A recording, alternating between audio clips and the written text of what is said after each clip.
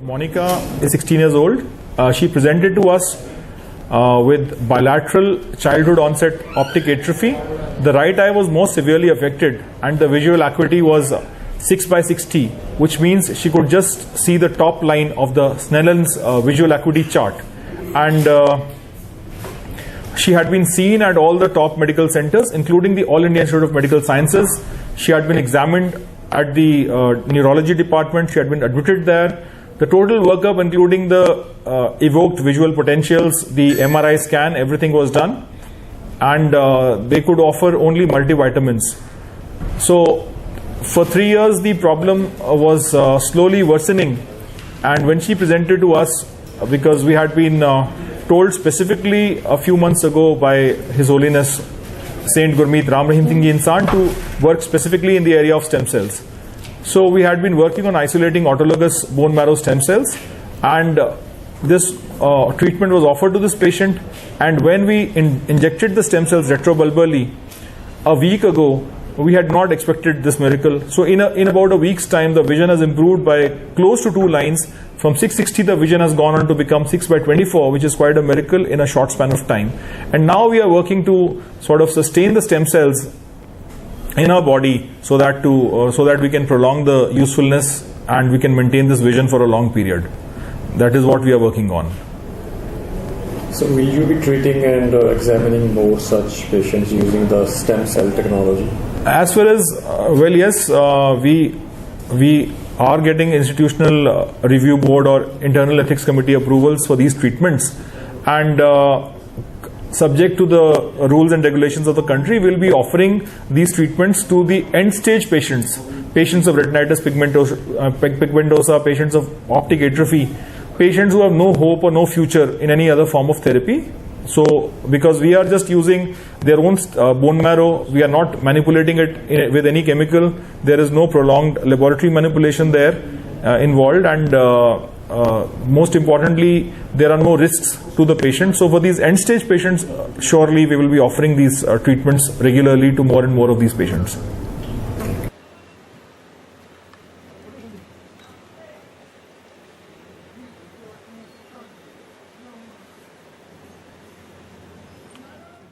मैं बताना चाहता हूं कि जिस दिन हॉस्पिटल ये एस्टैब्लिश हुआ था, आप सब लोग भी थे, तो गुरुजी ने पूरा जोर दिया था कि यहाँ पे रिसर्च करो और ऐसी नए नए इलाज खोजे जाएं। तो उसमें तकरीबन 3 महीने पहले गुरुजी ने दिशा निर्देश दिए थे कि स्टेम सेल के एरिया में भी आप कुछ काम करो। और आमतौर पे हमारी डॉक्टरों की जो मानसिकता होती है कि जब तक वो ऑल इंडिया में अगर की बात करें तो ऑल इंडिया मेडिकल में या बड़े बड़े जो इस तरह के हॉस्पिटल हैं, SGPGI, all India, PGI Chandigarh, उसमें जो ट्रीटमेंट नहीं हो रही होती, या विश्व स्तर पे अगर देखें, हार्वर्ड मेडिकल स्कूल है अमेरिका के, जो माने हुए शोध संस्थान है, स्टैनफोर्ड मेडिकल स्कूल है, अगर वहां पे उस चीज को मान्यता प्राप्त नहीं होती तो हम उसको तकरीबन मानते हैं कि ये शोध अभी पका नहीं है। और उसके कुछ कारण भी होते हैं पीछे, क्योंकि सारी जो दुनिया है, ये प्रेस कॉन्फ्रेंस इसलिए इंपॉर्टेंट है कि सारी दुनिया है अभी इस टाइम, हम कह सकते हैं कि एक तरह से फार्मा इंडस्ट्री की गिरफ्त में है। और फार्मा इंडस्ट्री को कुल मिलाकर जो चाहिए वो अपना फायदा चाहिए, क्योंकि जो भी शोध होता है वो शोध इस चीज का होता है कि इस बीमारी का नया इलाज क्या ढूंढे, इस बीमारी को रोका कैसे जा सकता है, इस बीमारी से बचा कैसे जा सकता है। उसके ऊपर 1% भी खर्चा नहीं होता, क्योंकि उसमें कोई इंटरेस्टेड नहीं है। तो इसी वजह से आपको नेट के ऊपर अगर आप देखोगे तो 2-4 जगह मिलेंगी जहां पे स्टेम सेल की बात हो रही है। और जो बीमारी हम जिसकी बात कर रहे हैं वो है ऑप्टिक एट्रोफी, यानी कि नस का सूखना।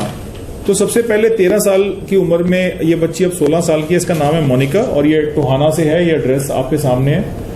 तो सबसे पहले 2013 में जब इनको तकलीफ हुई तो इन्होंने अच्छे डॉक्टरों को दिखाया, हिसार में भी दिखाया। उसके बाद ये एम्स चले गए। एम्स में इनको न्यूरोलॉजी विभाग में सारी जांचें की गई, MRI किया गया, उसकी इलेक्ट्रोफिजियोलॉजी की जांच की गई, फील्ड्स की जांच की गई, सारे टेस्ट किए गए और इनको यही बताया गया कि इसका कोई इलाज संभव नहीं है। और जो भी उनको लगा उन्होंने विटामिन वगैरह दे दिए और उनको वापस भेज दिया। उठनी शुरू हो गई हैं और ये सारे उनके एम्स की पर्चियां हैं जिसमें उनकी अलग अलग टेस्ट कराए गए, वो सब कराया गया।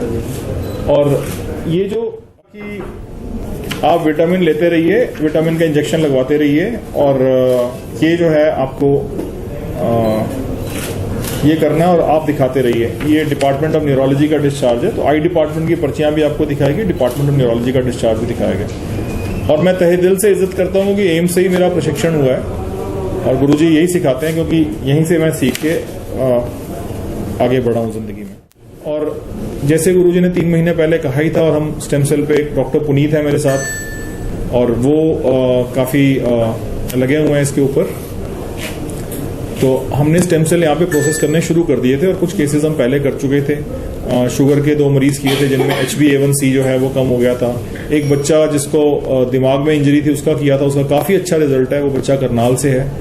तो ऐसे करते करते और केसेस हमने कुछ किए, तो फिर इस बच्चे को हमने स्टेम सेल का कहा, तो ये एकदम मान गए। और हमने इनको बता दिया कि ये भी एक तरह से इसके ऊपर ट्रायल चल रहे हैं विदेशों में, और हम ऐसा कुछ नहीं करने जा रहे। आपकी ही बोन मैरो में से सेल निकाले जाएंगे उसको रेट्रोवल्वर इंजेक्शन के द्वारा, और ये सारे बोन मैरो के सेल निकालना और रेट्रोवल्वर इंजेक्शन देना ये ऑलरेडी प्रूवन है। आंख के इलाज में ऑलरेडी ये चीजें इस्तेमाल हो रही हैं, लेकिन फिर भी प्रयोगात्मक इस लहजे से कहूंगा, क्योंकि ये एक प्रूवन ट्रीटमेंट नहीं है। तो जब हमने इसके बोन में से सेल निकाल के बोन मैरो को प्रोसेस करके सेल्स निकाले और उसको डाले, तो मुझे तो अगले दिन ही लगा था कि कुछ सुधार है, पर बच्चे ने कहा नहीं मुझे कुछ नहीं लग रहा। तो हमने अभी तकरीबन कल आए हैं, ये तकरीबन 1 हफ्ते के बाद आए हैं आप। कल 1 हफ्ते के बाद ये जब आए, इनकी विजन ली तो पहले सबसे ऊपरला अक्षर दिखता था, 6/60 विजन थी, और कल जब विजन लिया हमने वो तकरीबन 1.5-2 लाइन विजन बढ़ गई है इसकी।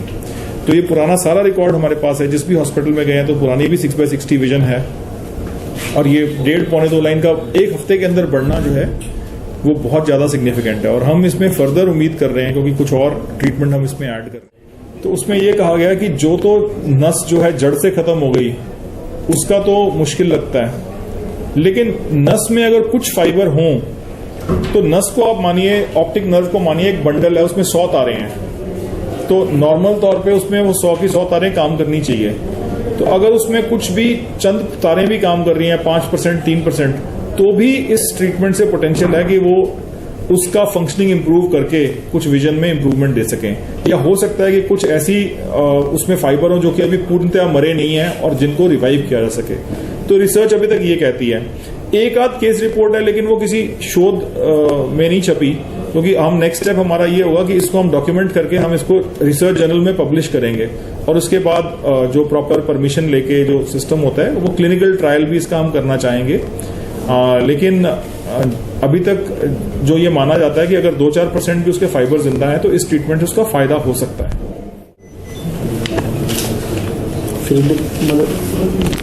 मदर की बाइट ले लो। अब 1 हफ्ते पहले ऑपरेशन हुआ था, अब 1 हफ्ते के बाद हम कल चेकअप करवाने आए हैं। बहुत सुधार है बच्ची।